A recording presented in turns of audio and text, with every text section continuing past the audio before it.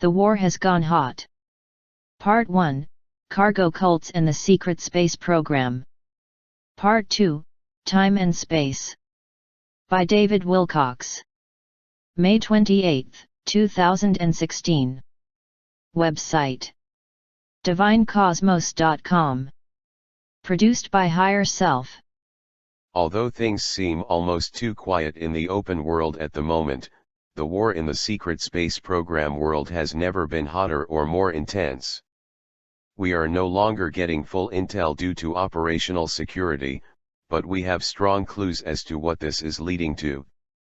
The art at the top of this article is a professional rendition of the aerial part of the battle that is happening now, based on high-level intel. This is not at all a normal situation. Due to masking technology, this war is mostly invisible to us, but there are traces of the battle that we can measure. The teardrop-shaped craft are of the Draco, and the triangular chevron craft are a new and unexpected surprise attack from what appears to be the Alliance. We will provide the full context in this article to help you understand what is going on now, and where it may be leading. In order to set up the story, it is necessary to frame the expansive new view that is required through some little-known but conventional examples. Note: the article will undergo updates that will be added in red after it is first posted, over the next 24 hours. We will notate them here as it unfolds.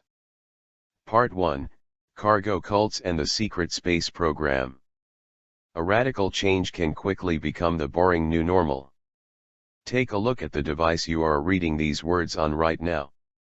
It's a part of your everyday routine to use it. You don't even think that much about it. The gadget generally works the way it is supposed to. Although you don't know everything, you learned how to use it and can function with it. You can read articles, play videos with impressive production effects, talk to people who you can see on the screen, and order goods and services delivered. With just a few clicks, you can guarantee that in as little as 24 hours, someone will arrive at your doorstep with a box containing whatever you want. You don't have to do any work to make those items. Nor do you have to go anywhere to find them. They just manifest as if by magic. Everything seems ordinary. Now take a look at your surroundings. If you are indoors, notice things like glass windows, carpeted floors, electric appliances, and the clothing you wear. You probably have a wallet containing plastic cards that can get you the things you want just by swiping them through a machine with buttons. Look at the materials your surroundings are made of, the functions they perform, and the comforts they afford you. All very normal. Yet if you projected someone from even a few hundred years ago into your situation, they would be dazzled by the mysterious things they saw. If they were then returned to their own vicinity, they would soon tell tales of meeting mystical gods in a heavenly realm with inexplicable magic and wizardry. Everything you experience becomes normal. You can also jump on a plane and travel vast distances that would have taken months, either by horse or by boat, before the railroad was invented in 1804. You can now travel fast enough that the time your body expected to be day becomes night, and vice versa. Any interior location is ultimately just some form of a room. There you are in a room, sitting down, maybe looking out the window, and it's all very typical. If you are in a car, train, or plane, you are still inside a familiar craft. The seats, the windows, the decor, and what you see outside the craft is all completely non-challenging to your belief systems. Everybody knows this stuff. Lots of different people to meet. You see people of all different races in the course of your daily routine, both in person and in other forms. Asians, blacks, Latinos, Caucasians, and others. You are not in the least bit surprised or unsettled by the differences in how they look. It's all very normal to you. It's only when something or someone new comes along that, for a brief time, your entire reality can turn upside down. Soon, however, even a radical new change, like discovering a new and different race of people, becomes a normal, everyday part of life. Cargo cults. Thayer Watkins, a faculty member at San Jose State University, is one of many scholars to have covered the intriguing phenomenon of cargo cults that formed in some of the South Pacific islands. Most of these islands were in an area called Melanesia, to the northeast of Australia. This area was right near Japan in the theater of battle during World War II.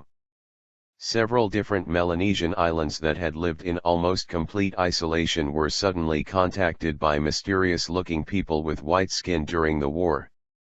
Military troops flew in with advanced technology, concerned that these islands could be infiltrated by the enemy and used as bases to mount new attacks. Australia and New Zealand were allied countries, and there were fears that Japan would try to invade them by air or by sea from the northeast. These islands were also used as staging areas to fight active and bloody battles, such as in Guadalcanal, which is within the Solomon Islands. Hence, Melanesia suddenly became an area of key tactical significance in World War II, providing a very dynamic example of enculturation in 20th century history. The natives were exposed to a level of sophistication, civilization, and technology unlike anything they could possibly have expected before then. This is of far greater significance to our current situation than almost anyone realizes. The people of Melanesia were unaware of the greater world around them. As far as they were concerned, Melanesia was the world, and everyone there lived there. The idea that their population was very small, and there were far greater places to live than where they were, never even occurred to them. Nor could they imagine technology beyond the primitive level they had attained on their own. Professor Thayer Watkins on the cargo cults.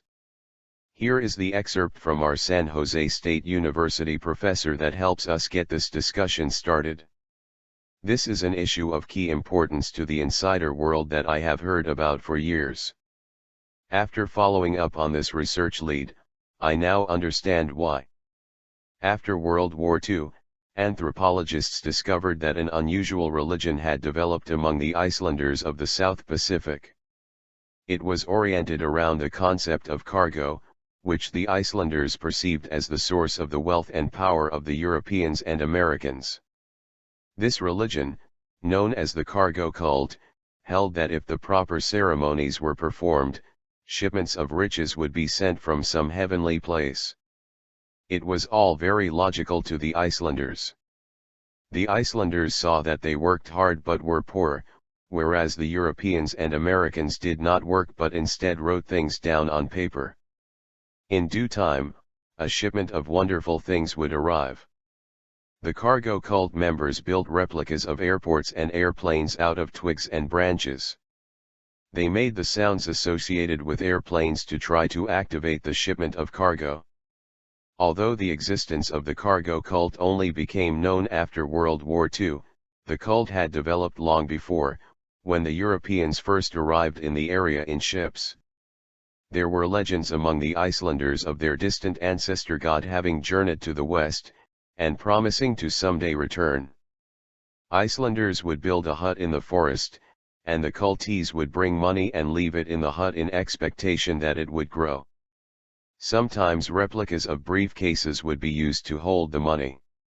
Unfortunately, the money would often be stolen from these jungle banks, leaving the Icelanders even poorer than they were before. In New Guinea, the Australian authorities enlisted the aid of the son of a famous warrior to discourage the cargo cult.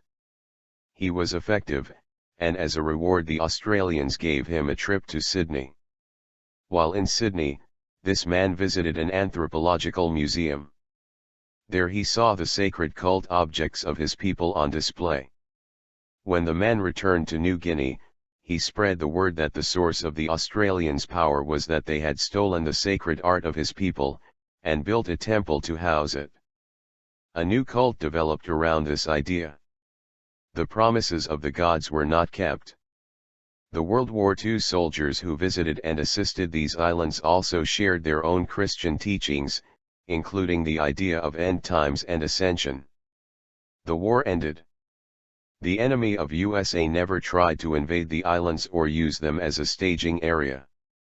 The tactical significance of the islands disappeared. The promises of the gods were not kept. No one went back to give them more cargo. The cargo cults formed after these cultures were left alone. The results were wildly unanticipated. Even the most mundane aspects of our modern civilization were elevated into elaborate, arcane religious ceremonies, held in extremely high importance. An entirely different civilization could be operating on Earth without our awareness.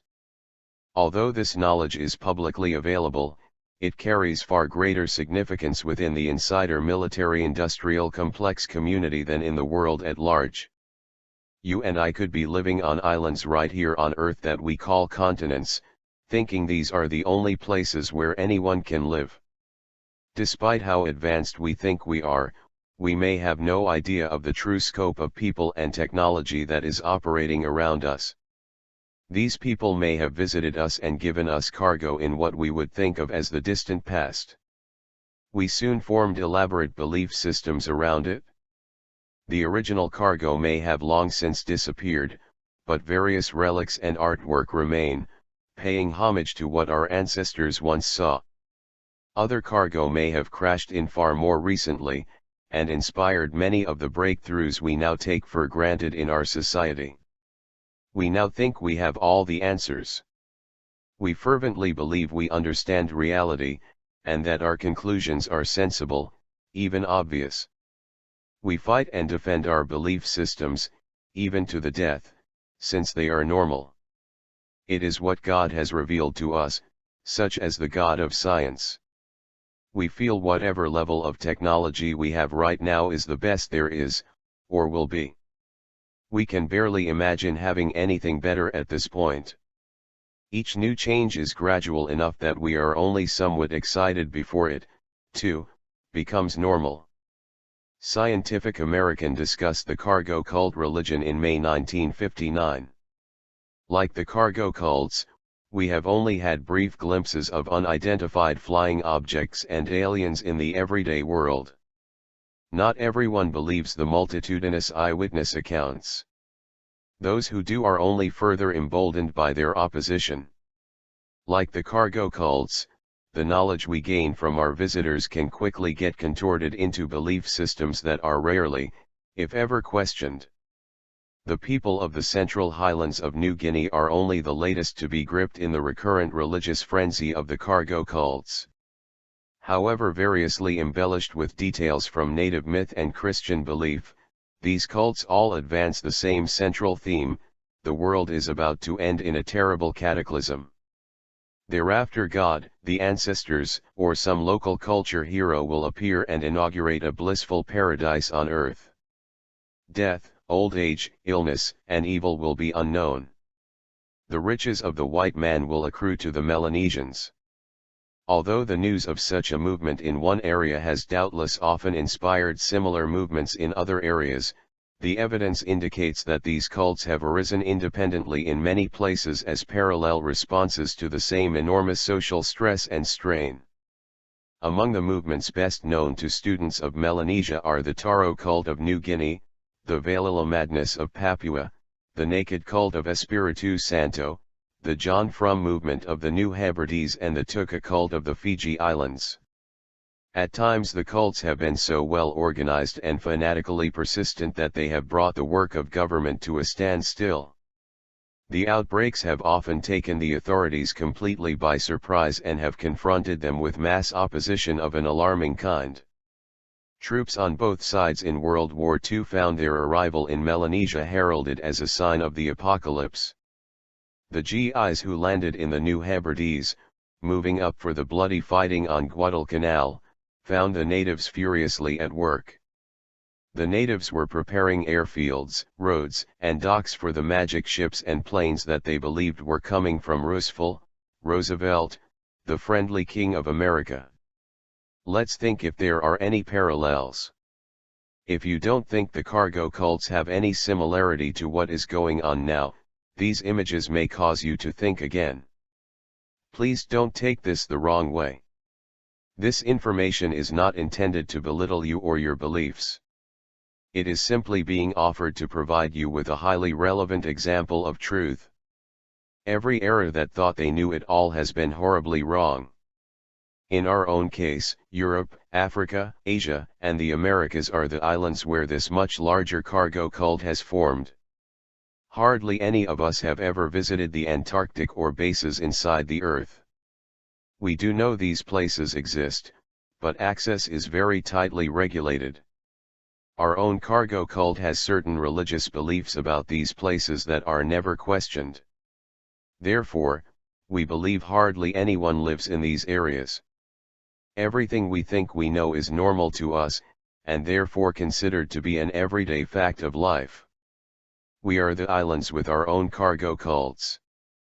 We now have extensive, undeniable evidence that our solar system and our own Earth is already colonized on a vast scale by people we are not normally familiar with.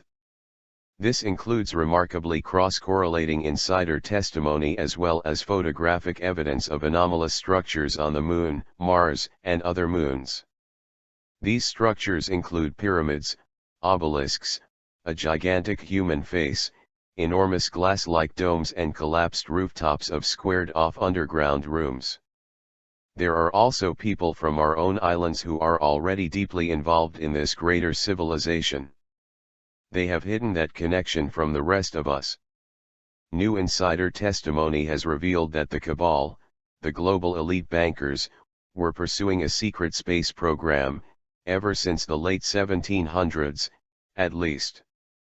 The first secret space program moves were to make dirigibles.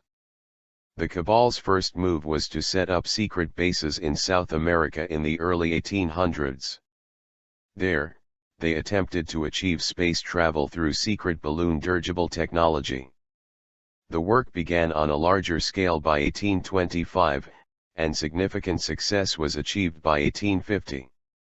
In the open declassified world, the first steam-powered airship appeared in 1852.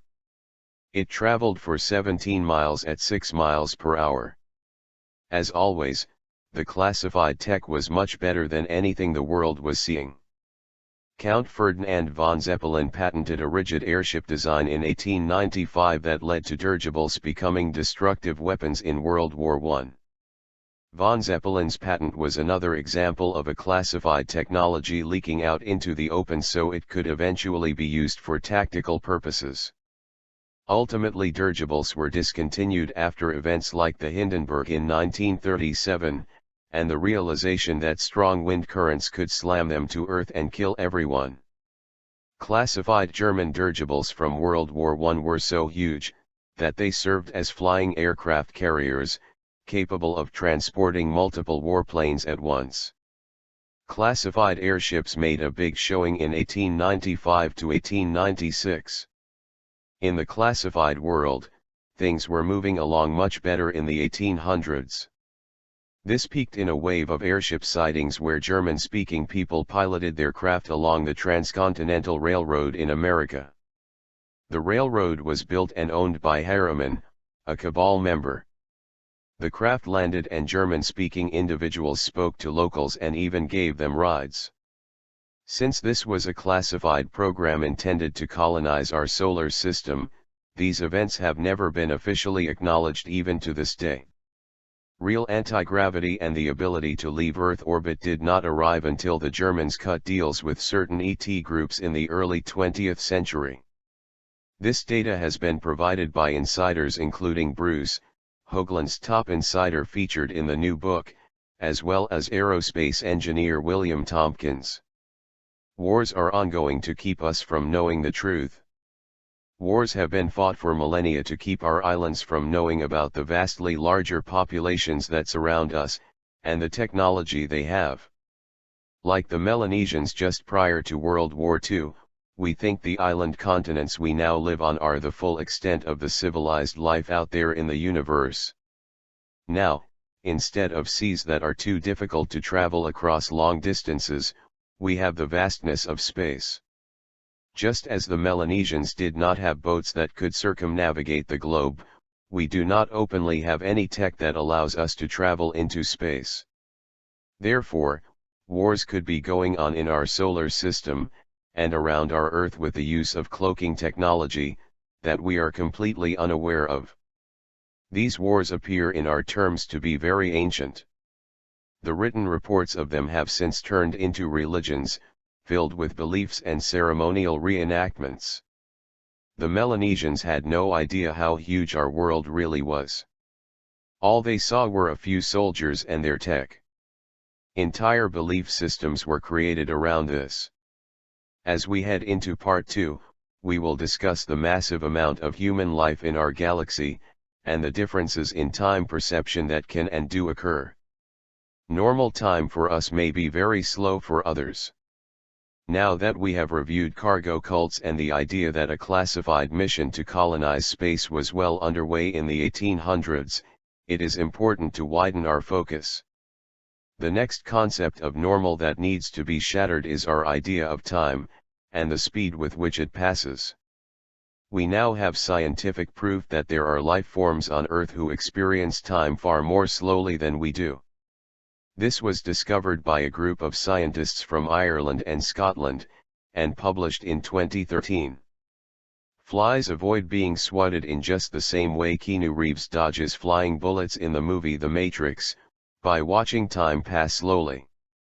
To the insect, that rolled up newspaper moving at lightning speed might as well be inching through thick treacle. Like Reeves standing back and sidestepping slow-motion bullets, the fly has ample time to escape. The evidence comes from research into the ability of animals to detect separate flashes of fast flickering light. Critical flicker fusion frequency, the point at which the flashes seem to merge together, so that a light source appears constant, provides an indication of time perception. A lot of researchers have looked at this in different animals by measuring their perception of flickering light, said Dr. Andrew Jackson, from Trinity College Dublin in the Republic of Ireland. Some can perceive quite a fast flicker and others much slower, so that a flickering light looks like a blur. Interestingly, there's a large difference between big and small species. Animals smaller than us see the world in slow motion. It seems to be almost a fact of life. Our focus was on vertebrates, but if you look at flies, they can perceive light flickering up to 4 times faster than we can. You can imagine a fly literally seeing everything in slow motion.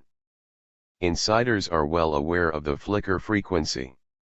This flicker frequency effect has been widely known to insiders for some time. Our insider, Pete Peterson, conducted elaborate research in black ops projects on the variances among individuals in their actual perception of flickering light. Certain people can detect a light flickering at a much faster frequency than others. Those people are not susceptible to propaganda and mind control techniques. They also have an average of 10 to 15 points higher IQ scores. About 18% of the population has this characteristic, and it is distributed across all races. It does appear that this is directly correlated with the amount of extraterrestrial human DNA that any given person has within them. This vibrational increase can also be taught. It is not strictly genetic in nature. The ageless wisdom of all great spiritual teachings tells us how to do this. Pete also invented a flicker frequency generator that was used by all high-level American politicians to help them avoid various mind control strategies. It was a small matchbox-sized device worn under a suit lapel. You would hold the light up to your eye and turn the dial until the flickering appeared solid. Then you would wear the device and it would use a form of microgravitational currents to stimulate your mind to remain at a higher flicker frequency. There are various technologies, such as extremely low frequency or ELF waves, that can negatively affect people's moods, as one example. These devices effectively counteracted those influences. All politicians of the 60s and 70s were secretly wearing these devices according to Peterson. Human ETs are another great secret. The arrival and interbreeding of extraterrestrial humans on Earth, people who look similar to us or just like us, is another great insider secret. I have encountered this information from a wide variety of independent insiders, and correlated it with ample provable evidence in the everyday world. In the Ascension Mysteries, we fully trace the 500,000-year history of the human immigrants to Earth who became what we now know as the Cabal. These people arrived as giants with elongated skulls. The best time estimate of their final crash landing to Earth is 55,000 years ago. They were many tens of IQ points ahead of everyone else. They portrayed themselves as gods and established rulership all over the world. They created huge civilizations with advanced tech, only to have them repeatedly beaten back into the Stone Age by cataclysms authorized by positive ETs. Over thousands of years, some of them dropped to normal human heights while retaining the elongated skulls. This included the Egyptian dynasties, Peru, Boskop, South Africa, and Siberia. Others remained as giants, while still having the elongated skulls. Certain factions of these scattered, worldwide groups managed to survive, and retained a full record of who they were and where they had originated from. The documents are still held now in the Vatican. Peterson personally held the books and saw diagrams of huge space stations and ships inside them. Despite the fascination and detail of this story, this is still only one of a wide variety of groups who are living and working in our solar system at this time. The Cabal group we call the Empire in the book has kept its existence hidden from the rest of us, since they are afraid of being singled out as invaders. The elite are being exposed. Furthermore, they consider themselves to be the elite, the descendants of gods, and the rest of us to be inferior beings, even useless eaters. Some high-level members still have the elongated skulls and remain in hiding. They are not reptilian shapeshifters, as some legends have surmised. As strange as this may sound, this is the main group controlling Western governments, the financial system and media, and it espouses Luciferian beliefs. The dam is starting to break on this story. Earlier this week, the main page of Huffington Post carried a testimonial from Elijah Wood of the Lord of the Rings trilogy, exposing darkness in Hollywood. While he was fortunate enough to have his mother protect him when he went to Hollywood as a kid, Wood admitted, "I've been led down dark paths to realize that these things probably are still happening." He also said there are a lot of vipers in this industry and that Hollywood has darkness in the underbelly. If you're innocent, you have very little knowledge of the world and you want to succeed, he said, people with parasitic interests will see you as their prey. What upsets me about these situations is that the victims can't speak as loudly as the people in power. Elijah Wood may be the highest level celebrity yet to come forward about what he knows, and it hit the front page of Huffington Post just this week. A follow-up article on Thursday, May 26, shared the equally damning testimony of Corey Feldman. Things are really picking up on this story. The Cabal cannot silence people indefinitely. The dam is breaking. Insiders also told me that Game of Thrones was intended to reveal Illuminati secrets about British history, thinly disguised as fiction.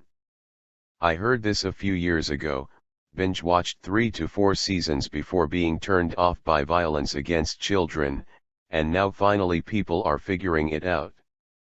Earlier this week, Dig.com, an aggregator of the most popular viral content online, linked to a video that makes the case very effectively. Though this guy talks a little too fast for my taste, he nonetheless shares a variety of irrefutable points of evidence linking Game of Thrones with British history. The rabbit hole goes very, very deep. Game of Thrones is only one of countless examples of movies and TV shows that expose the Cabal Illuminati agenda. The surprising reality is that the deeper you go into studying this, the more propaganda you find. I was particularly stunned to watch Zoolander 2, in which the bloodline of Cain's story, a key Cabal myth, was thoroughly presented in the film. In this religion, Lucifer the serpent was actually an extraterrestrial human who impregnated Eve in the garden. Abel was Adam's child, and Cain was Lucifer's child. The only difference in the film is that Cain is changed to Steve, making it more silly sounding. We exposed all of this occult religious teaching in October 2014, well before the movie ever came out. Were they copying us? Very unlikely. Owen Wilson's character spends the first 15 to 20 minutes of the movie wearing an eagle-like golden wing over his right eye, a clear Cabal symbol. This does not mean Wilson is one of them. One high-level insider told me comedy actors always want to work, and are encouraged to take all offers. It does appear that many actors have little or no understanding of what is really going on. That way they are never a threat if they decided to talk. Justin Bieber is shot to death at the beginning of the movie, and is one of many celebrities who died protecting the secrets of the bloodline. The entire third act is a child sacrifice. Movies are written in 3-act structures. Act 1 is traditionally pages 1 to 30 in a screenplay. Act 2 is 30 through 90. Act 3 is 90 through 120, and the movie ends. These 3 acts are considered to be setup, conflict, and resolution. It's also akin to the idea of beginning, middle, and ending. The entire third act of Zoolander 2 features a child sacrifice of Zoolander's hidden son, who carries the occult bloodline of Steve. In an astonishing outing, a majority of the leading fashion icons in the world appear in their genuine forms as cameos in the third act. Zoolander 2's deep bench of designer cameos includes Marc Jacobs, Tommy Hilfiger, Alexander Wang, and Valentino. We won't spoil a plot point, but rest assured it goes way beyond the step and repeat sound bites of the first film.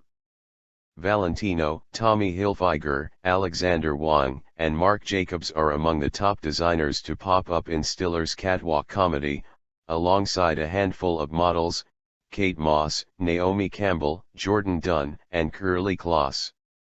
There's even a turn from American Vogue editor Anna Wintour, and, inevitably, Kim Kardashian.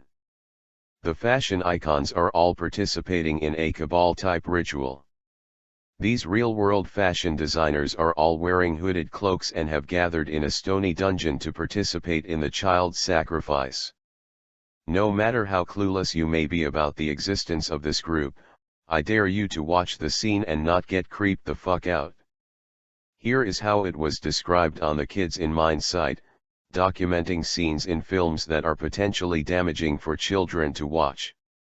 Cloaked and hooded fashion designers enter an old dark stone church and gather around a brightly lit central area. In this setting, another man in gaudy clothing stands and opens a circular area on the floor. A preteen boy then rises, tied on a cross-like table. The man shouts and rants about the fashion industry, takes a wide knife and attempts to stab the boy in the heart. This occurs while men and women wearing cloaks chant, "The blood of Steve," over a dozen times. The man shouts that he wants the blood of the fat little chosen one. This problem is not as obscure as you might think. Well, that's just a movie, the skeptic or paid disinformant might say. They are just making fun of Illuminati conspiracy theories. Here is a direct bibliographical reference pulled from the new book, and an extended excerpt of what it revealed about the scope of this problem. London, May 20. Reuters, British police investigating allegations of historical child sex abuse said more than 1,400 people had been named as suspects, including 261 described as people of public prominence, including dozens of politicians and TV stars. Child abuse scandals over the last few years have prompted the government to launch a major public inquiry and for detectives to establish an overarching investigation into allegations of historical crimes by those in powerful positions. Chief Constable Simon Bailey, the officer leading that inquiry named Operation Hydrant, said 1,433 people were being investigated, of whom 216 were now dead. The suspects included 135 figures from TV, film, or radio, 76 politicians involved in both local and national politics, 43 from the music industry and 7 from the sporting world. This investigation is massive and a testimony to how the attitude to victims is changing, said Sheila Taylor, chief executive of the National Working Group Network, a charity which tackles child sexual exploitation. The issue of child abuse came to widespread prominence in 2012 when the late BBC TV presenter Jimmy Savile was shown to have abused hundreds of victims for decades. Since then, other household names have been convicted. Allegations have been made against a number of former or deceased politicians, while detectives are also looking into claims powerful figures forced police to drop inquiries into pedophile rings involving high-profile people. Bailey said that 666 of the offenders being investigated were alleged to have carried out abuse at institutions including schools, children's homes, and religious institutions. Now why would they say 666 offenders abused in schools and religious institutions? The number 666 appears to have been deliberately included in this Reuters article as a clue for those with eyes to see that this is a Luciferian cult problem. The sheer number of public figures involved, 135 media figures, 76 politicians, 43 music industry figures and 7 sports personalities, should be considered. How many more would there really be in an era of only 4 major television stations? These numbers suggest it is the majority, not a minority.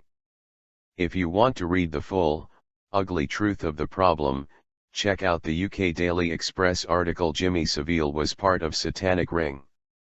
You will read eyewitness testimony of someone being raped in a children's hospital by Savile and others in black robes as part of a satanic ritual. This negative influence has affected all of us. The Ascension Mysteries discusses this problem thoroughly, including how this negative influence in our society affects us in our everyday lives. It also reveals the full, cosmic scope of how these people got here, and the various ET groups that are at work in the grand drama we are now living in. We are the new equivalent of Melanesia, and the world is much bigger and has far more people living on it than what we see on the islands. The battle for full disclosure. Major wars are now taking place that are bringing the battle for full disclosure to the forefront of our times. Hillary Clinton is using the promise of disclosure to try to attract more voters into her embattled presidential campaign, as one example. The New York Times covered this story in detail as of May 10. Furthermore, military maneuvers occurred this past week in Tampa, Florida, suggesting possible training exercises for major events in our near future.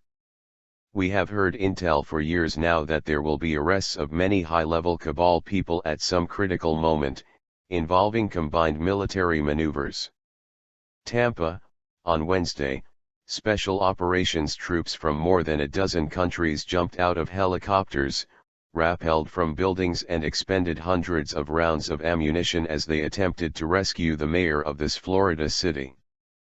The operation was, of course, an exercise, but it was also a public spectacle for a force that has tried desperately to remain in the shadows despite now being at the forefront of America's wars. U.S. Special Operations units are using faulty rifle sights. Aside from U.S. Special Operations forces, including Navy SEALs, Marine Raiders and Army Green Berets, countries such as Ireland and Jordan also participated in the exercise. Many of the participants covered their faces, and only a select few were allowed to speak to the media afterward. A lot of what we do is a bit secretive, we don't really advertise much of what we do and there is a reason for it, U.S. Special Forces Lieutenant Colonel Chris Robeshaw told reporters following the event. I think, this is maybe a stark reminder that there are young men and women out there putting themselves at risk. Anonymous hacker collective going after Cabal financial institutions. In several articles on this site, we detailed how at least a part of Anonymous is a secret division of the US military working against the Cabal. This is one of the groups in what we are now calling the Earth Alliance.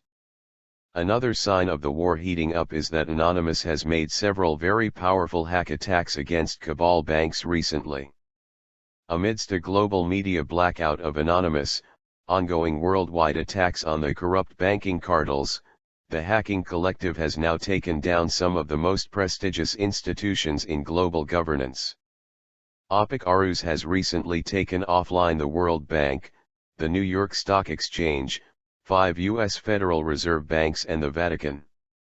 After announcing a global call to arms against the corrupt global banking cartel, the hacker collective, known as Anonymous, in conjunction with Ghost Squad hackers, have taken over 30 central banks offline, including striking many targets at the heart of the Western imperialist empire. An anonymous press release explained the intention behind the operation. The banks have been getting away with murder, fraud, conspiracy, war profiteering, money laundering for terrorists and drug cartels, have put millions of people out on the street without food or shelter and have successfully bought all our governments to help keep us silenced. We represent the voice of the voiceless. We are uniting to make a stand. The central banks which were attacked in recent days were attacked to remind people that the biggest threat we face to an open and free society is the banks. The bankers are the problem and OPIC Arus is the solution. Operation Icarus was relaunched in conjunction with a video release announcing the beginning of a 30-day campaign against central bank sites across the world. Since that time, the scope and magnitude of the attacks have increased exponentially, with Anonymous, Ghost Squad hackers, a number of security groups and banned offline coordinating attacks, each focusing on separate financial institutions in an effort to maximize the number of targets hit. In a previous interview with the Free Thought Project, an anonymous representative clarified that the operation is in no way intended to impact individuals' accounts held within the banks, explaining that OPIC Arus is directed solely at the 1% perpetuating injustice. We would just like to make it very clear that all targets of OPIC Arus have been Rothschild and BIS central-owned banks. In fact, most of the targets so far, such as Guernsey, Cyprus, Panama, Jordan, British Virgin Isles, etc., are in the top 10 places of tax havens for the elite. No online consumer accounts were harmed, no ATMs were blocked, and no personal client data was leaked. This has been a protest against the central banks and the 1%, no innocent or poor people were harmed. The Law of One series has very similar dates as the secret space program for the arrival of the Empire to Earth. Lieutenant Colonel Gonzalez, our high-level insider from the Secret Space Program Alliance, revealed the Cabal's ancestors crash-landed here 55,000 years ago. I didn't have time to get this one into the book, but it is very interesting that the secret space program date of 55,000 years ago is very close to what we see in the Law of One series. The Law of One series has correlated with a huge amount of insider information remarkably well, including the 500,000-year history we spoke of. In Law of One terms, the key date where trouble started on Earth that necessitated a catastrophe was 53,000 years ago. The exact nature of the trouble was never mentioned at the time, but in hindsight it becomes obvious from the new intel what was being discussed here. In the Ascension Mysteries, I establish that Ra is actually a positive group whose teachings were horribly contorted into the negative after they left Earth. Questioner, just to quickly refresh my mind, how many years ago did Lemuria suffer its catastrophe? Ra, this was approximately 50,000 of your years ago. The origins being approximately 53,000 of your years ago. the damage being completed in that last small cycle of the first master cycle. Questioner, did you mean to say master or major cycle? Ra, the appropriate sound vibration complex is major cycle. Questioner, thank you. Then did the ending of this first major cycle have something to do with the destruction of Lemuria, or did this destruction just happen to occur at the end of that cycle? Ra, there is a confluence of energies at the ending of a major cycle. This encouraged what was already an inevitable adjustment in the movement of the surfaces of your planetary sphere. Questioner, as we progress into the second 25,000-year cycle. At this time, during this period, was this the period of Lemuria? Ra, this is incorrect. However, those who escaped the destruction of Lemuria by natural catastrophe and were thus of Lemurian background continued their learning and teachings at locations worldwide. These were ranging from your South America, onward through the Americas as you know them, and continuing over, what was at that time, a bridge which no longer exists. There were those in what you would call Russia, tape ends. There are a variety of differences just within our own biota. Now let's get back to the science of time perception, as it is of far greater significance in the understanding of certain human ETs than we may realize. Our Irish and Scottish researchers found large discrepancies in time perception between species on Earth, and equated it with their size in this case. The animals studied covered more than 30 species, including rodents, eels, lizards, chickens, pigeons, dogs, cats, and leatherback turtles. The latter are big creatures with a slow metabolic rate, for whom time passes relatively rapidly. Smaller, more agile creatures had the most refined ability to perceive information in a unit of time, said the researchers writing in the journal Animal Behavior. In other words, they were able to see more flickers of light per second. This groundbreaking study was further explored in a Scientific American article from July 1, 2014. Evidence suggests that distinct species do indeed experience passing time on different scales. Time perception depends on how rapidly an animal's nervous system processes sensory information. To test this ability, researchers show animals a rapidly flashing light. If the light flashes quickly enough, animals and humans perceive it as a solid, unblinking light. The animal's behavior or its brain activity, as measured by electrodes, reveals the highest frequency at which each species perceives the light as flashing. Animals that can detect the blinking at higher frequencies are perceiving time at a finer resolution. In other words, movements and events will appear to unfold more slowly to them, think slow-motion bullet dodging in an action movie. The scientists who ran the new study gathered data from previous experiments on the rate at which visual information is processed in 34 vertebrates, including lizards, birds, fish, and mammals. Dogs can take in visual information at least 25% faster than humans, just enough to make a television show look like a series of flickering images. A chart of different time perception speeds. It is interesting to reflect on the idea that dogs are not going to enjoy TV as much as we do, because it doesn't look real to them. The frame refresh rate isn't fast enough. We are easily fooled even by the 24 frames per second of a film or 30 of a video, but they would not be. The Scientific American article also presented a graphic showing the flicker frequency of time perception between various species.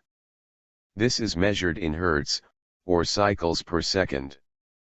The sea turtle will observe us as moving 400% faster than its own comfort zone, since its time flow runs at 15 Hz and ours runs at 60. Similarly, the housefly will observe us as moving over 400% slower than its own comfort zone, since its flicker frequency is a blazing 250 Hz. Insects only live a very short time, as far as we are concerned. At least in some cases there is a direct relationship between lifespan and the speed of time perception. The fly has lived a full lifespan, and had a variety of dynamic experiences, within the time unit of its very short existence. Now let's expand this to the idea of human beings. There is ample, redundant evidence from insider testimony, scientifically validated sources like the law of one material and alternative science that time itself can pass at different speeds. Some of the truth is even commonly known in Einstein's relativity model, where traveling at near light speed causes you to move through time much faster. If you were inside that ship at near light speed, you could potentially flip through 1,000 years of our history in what you will perceive as 1 year. The sources I just mentioned also reveal that some people have evolved to perceive time just like this. The events that inspired the New Testament in the Bible, for example, could have all been fairly recent developments, when seen from an extraterrestrial perspective. As discussed by W. L. Graham on the Bible Reality Check website, the Bible is loaded with ET references, including the word Lord translating correctly as the Mighty Ones. 2 Peter 3:8 is one Bible quote that says, "One day with the Mighty Ones is as 1,000 years, and 1,000 years as 1 day."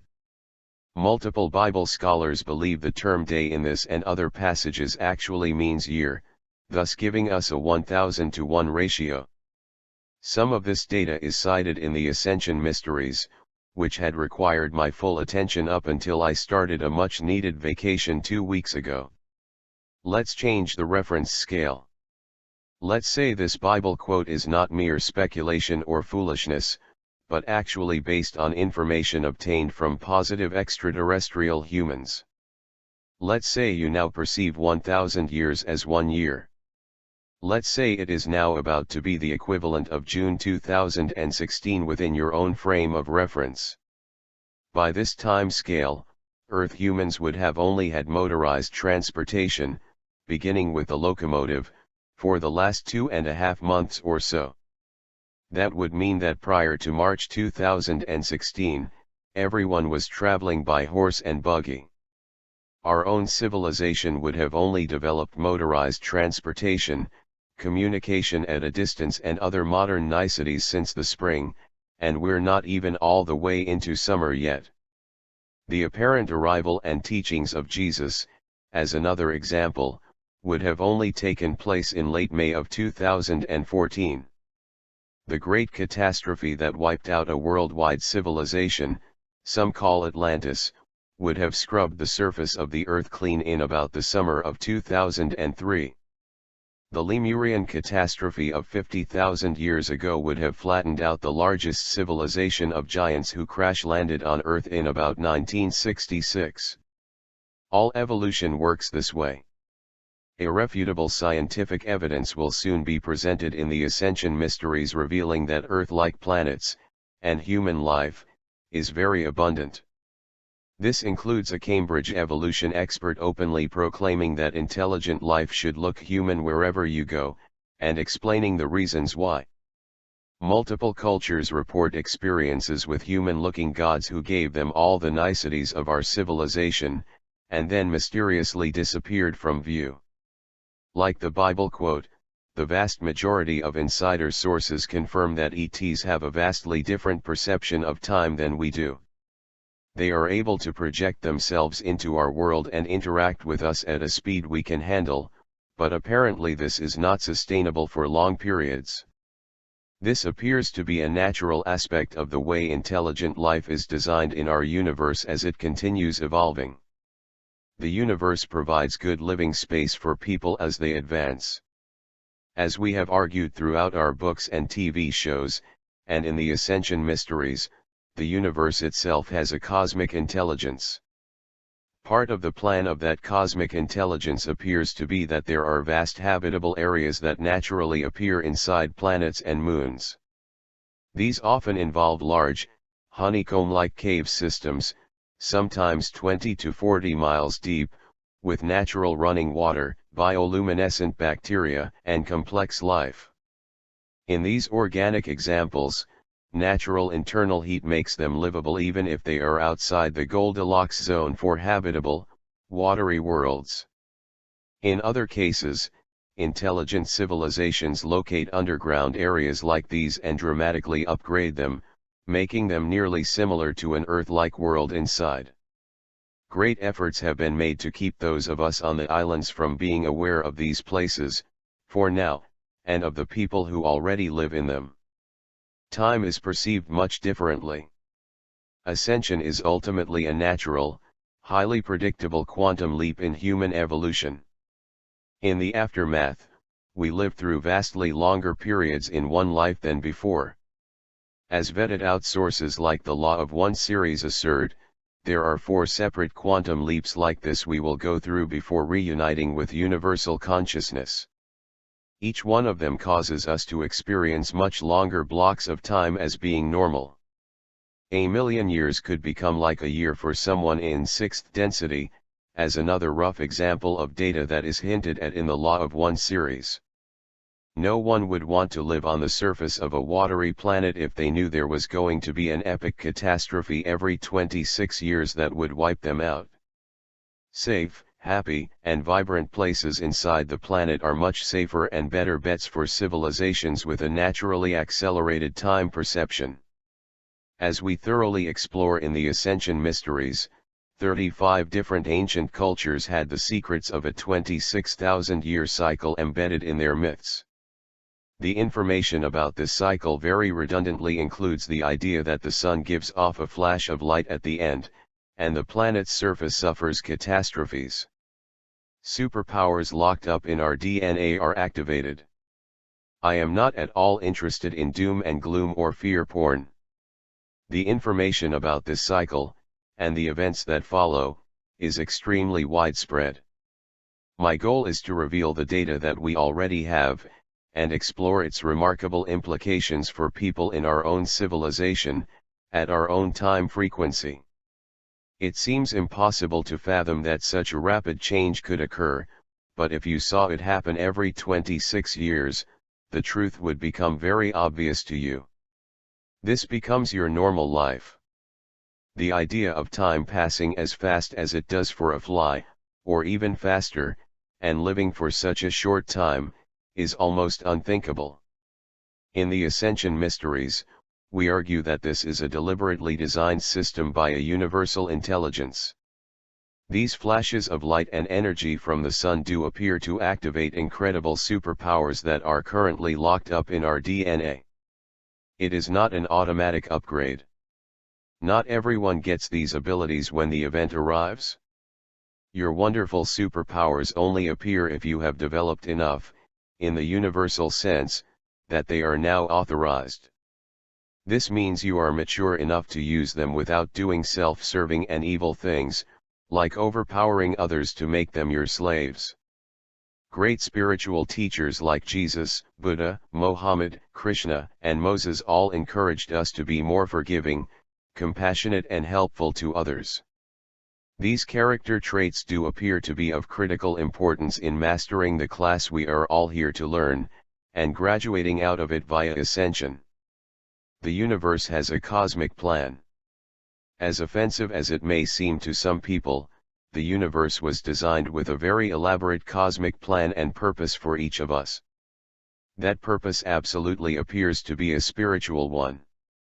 The more we move away from trying to manipulate and control others, the farther along we are. The class is winding up in our current cycle of 26 great years. The bell is about to ring. Class dismissed. It will soon be time for graduation, if you have earned your diploma. This is what all the great religious and spiritual teachings are trying to tell us. The events in my own life have been unusual enough to convince me that this is definitely going to happen in our near future. The first half of the Ascension Mysteries is more personal than anything else I have ever written, and lays out exactly what happened to get me there. By seeing the positive efforts that were made as well as how horribly I had to suffer before turning it all around, you can decide the truth for yourself. A last-minute effort.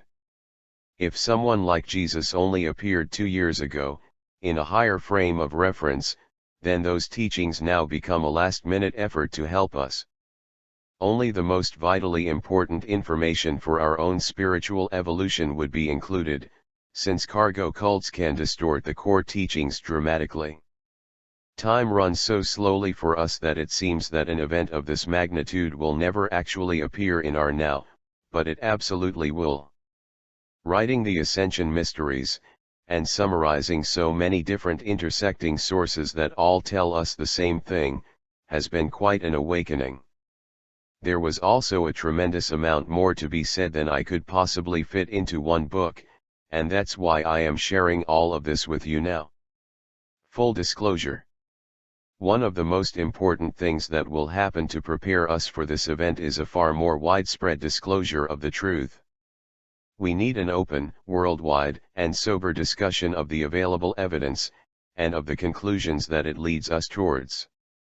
Elijah Wood is only the most recent prominent celebrity to help change the hologram and alert us to what is really going on, and how dangerous it is. Yet, if there are powerful people whose survival and profit depends upon our ignorance, they will do whatever they can to suppress the truth from us. They are happy to allow cargo cults to flourish on the islands of Europe, Asia, Africa, and the Americas, and keep us shielded from everything and everyone else. Everything I have shared with you up until now is intended to help familiarize you with what we now know from multiple insiders, including new arrivals. In fact, certain groups fighting for humanity's future have been quite disappointed with me for not releasing more of this knowledge as it appears. Hopefully this article will help to turn the tide. It doesn't matter if the viewership numbers aren't that high. It just needs to be out there before these events occur. Negative elites are allowed to exist as a mirror. Third-density worlds like ours also have elites who manipulate and control us on vast scales. This is ultimately allowed to occur by a loving universe. The elites hold up a planetary mirror that reflects our own inner childhood back to us. Though we have not yet had a vast, public meltdown of the elite, the process is well underway. What you do with this available knowledge is your choice. Discharging karma and cosmic rescue plans. Another thing these sequential catastrophes provides is a vehicle for discharging tremendous karma, for those who need it. If karma is real, and elites exist who have secretly been responsible for the torture, rape, and murder of countless people, they need some way to balance it. The vast majority of a population will not have invited or authorized these catastrophic events, and higher-level beings will ensure their complete safety. Furthermore, sources like the Law of One tell us the Earth will activate a new fourth density level that is apparently unaffected by such an event. Some people will pop into this fourth density Earth, which will start out having all the same things we see here in the third, a perfect mirror.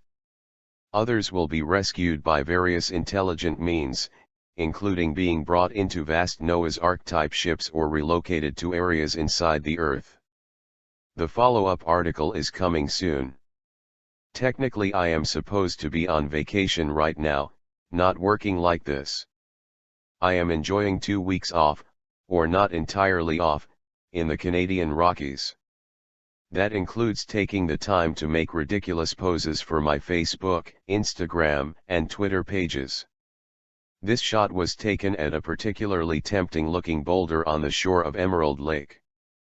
However, a very critical meeting between our insider Corey Good and the Secret Space Program Alliance is about to take place just an hour or two after I post this.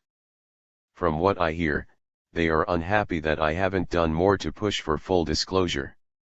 I do apologize, as the book took a great deal of effort.